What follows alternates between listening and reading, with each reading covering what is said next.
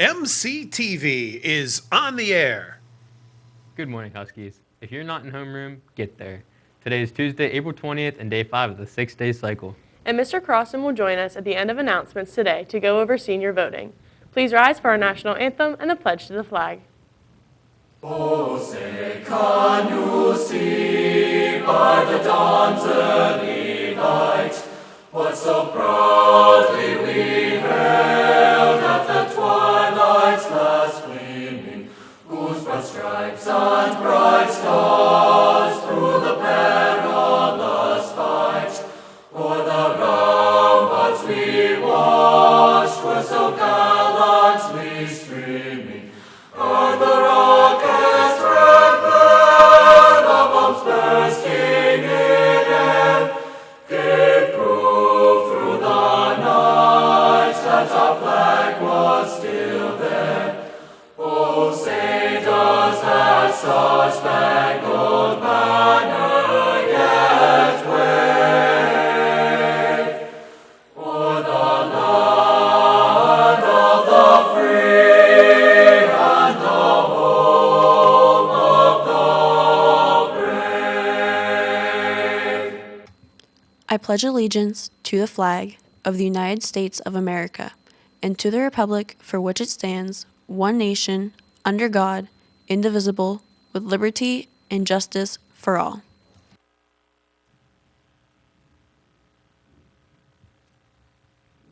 Attention seniors, the graduation announcements and accessories that you ordered are here. Tomorrow, Jostens will be here during lunches in the cafeteria. If you will not be in school this Wednesday, please have a friend pick up your order.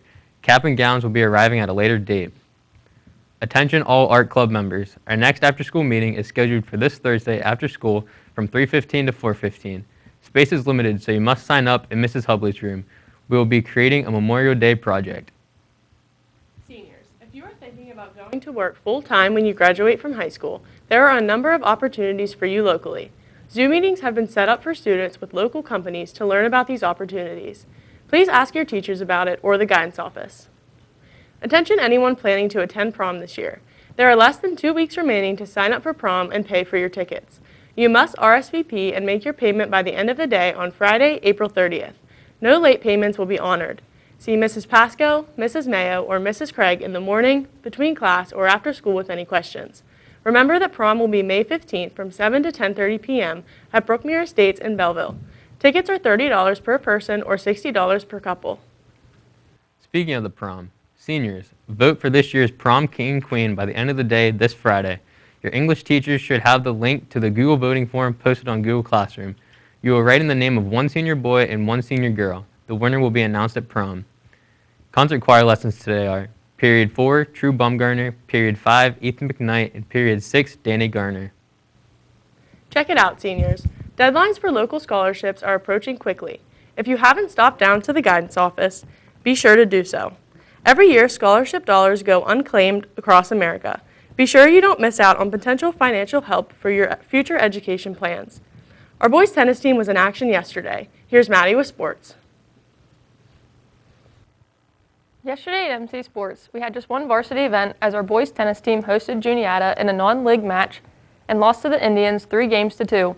Our 2 wins came from Gavin Ream in singles play, and the double teams of Owen Shuey and Jaron Yoder were also victorious. Today in MC Sports, our baseball and softball teams will face Chambersburg. The varsity baseball and JV softball teams are at home and get out at 2:30, while the varsity softball and JV baseball teams will go to Chambersburg with a 12:45 dismissal. All varsity softball players and JV baseball players that normally eat C lunch will need to eat B lunch today. Our boys tennis team hosts Palmyra at the MC Tennis Center. Tennis players are excused at 2:45 this afternoon. And in track and field, our Huskies go to Cumberland Valley today. All track and field athletes are dismissed at 1:30. Attention football players, the Randall Zook Scholarship is now available for graduating senior football players that will attend a 2 or 4 year college. See Mr. Shear or Coach Seckler for applications. All scholarship forms are due by May 8th. Take advantage of this generous scholarship from the Zook family. That's sports. Lydia, what's for lunch? In the Husky line, popcorn chicken bowl with biscuit, mashed potatoes, corn, fruit, and milk. And in the griller, cheeseburger or grilled chicken sandwich. And to finish announcements today, we welcome Mr. Crossan to our MCTV studio. All right, good morning, everyone. Before I begin going over everything, I'm going to ask teachers with senior homerooms to pass out the ballots so that the students can follow along on those ballots as I explain things. So at this time, teachers, please pass out the ballots to seniors, and I will begin in just a minute. Thank you.